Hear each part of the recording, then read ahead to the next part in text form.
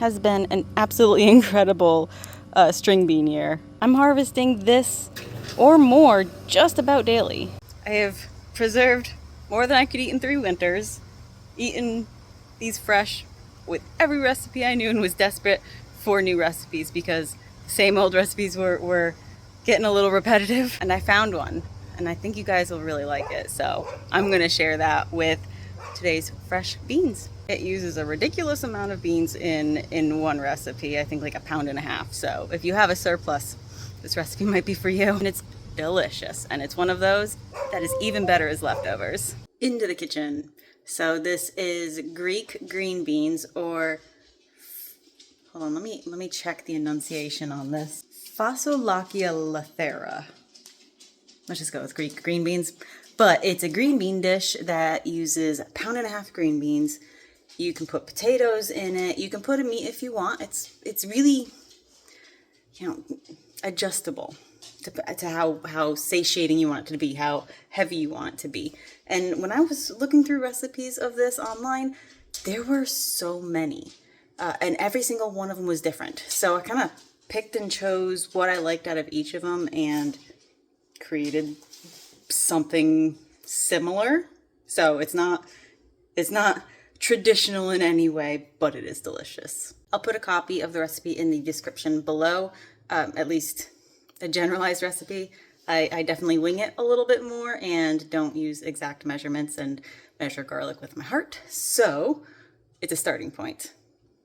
But I just finished washing all of my 1.5 pounds of green beans, or string beans. Can't say green beans when they're purple, right? But I don't want to say string beans because they're stringless. But anyway, I need to go through and snap the stem end off all of these. And it's just the stem part. And then I'll snap them into a smaller, snap them in half, just so they're not as big and they cook a little bit more evenly.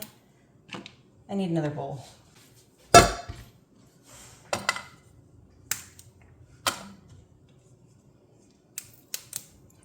And this is like a tomato-based dish that you just throw everything into one pot and let it simmer until it's all cooked. And it's amazing and delicious. Don't take my word for it, give it a shot.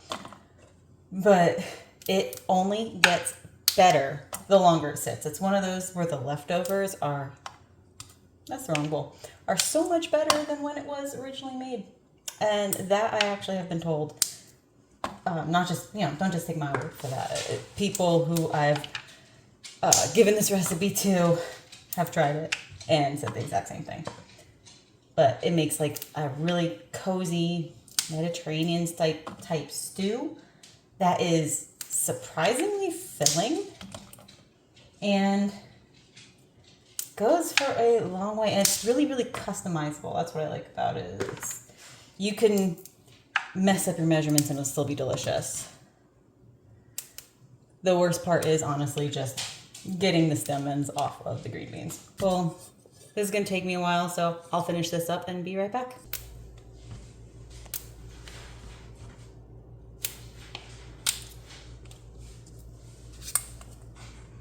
And the recipe suggests 4 medium potatoes. But use as many as potatoes as you like, or as few as you like.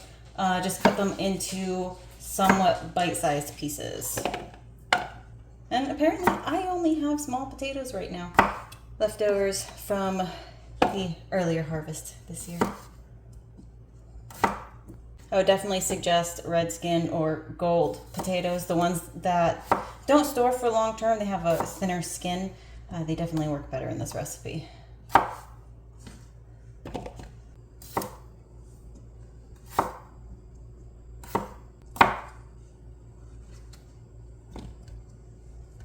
And then 2 cloves of garlic, crushed, or, enough garlic to suggest that vampires are a real threat. Your call.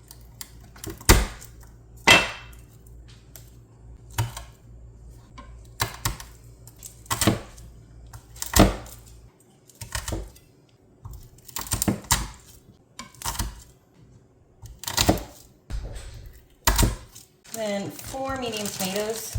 Mine are frozen from last year because I've had a terrible tomato year, and because they're not super fresh, I'm also going to use more and use tomato paste to get a little bit more tomato flavor in there. You just want to shred these up or cut them real small.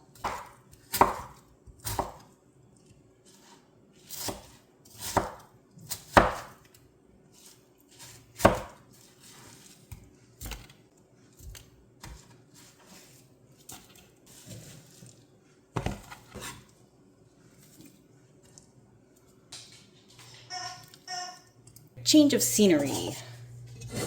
Gonna heat up a 1/4 cup of olive oil. And if you liked fresh onions, this is where you would simmer half of a fresh onion for like 45 seconds. I'm not a huge fan of fresh onions, so I'm just gonna add a whole bunch of onion flakes.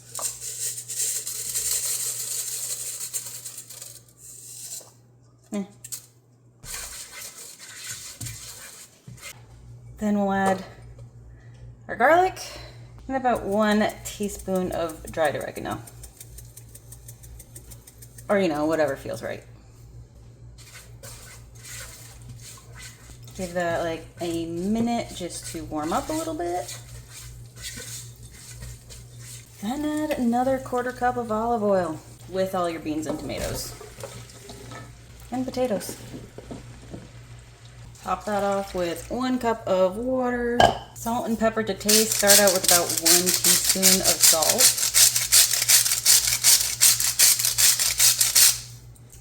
Maybe a 1/4 teaspoon of pepper.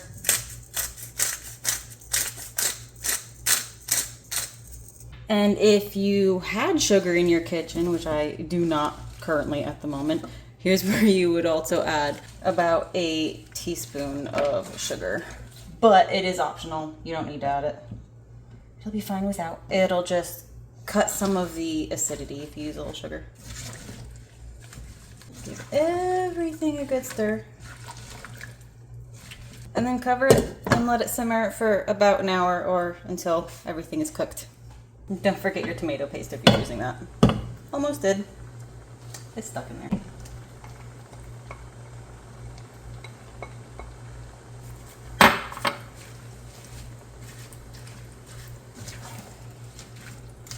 Okay, low and slow for about an hour. And I'll check on it and stir every so often.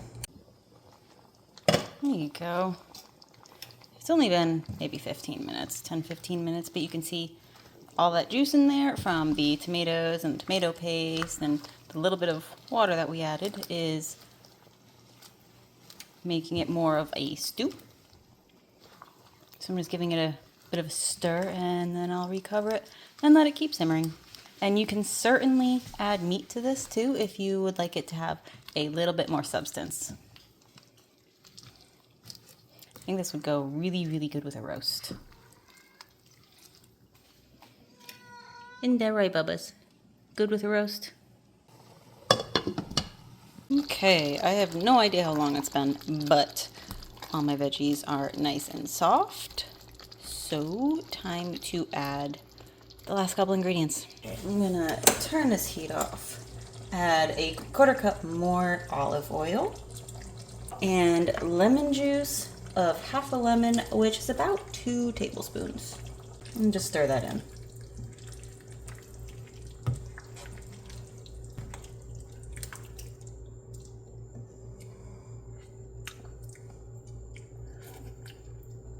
Oh yeah, that's good.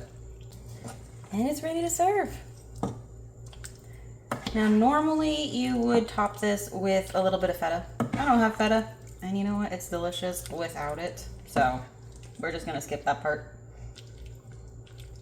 But what I'm not gonna skip is topping it with just a little bit of fresh parsley. Oh, and one last thing.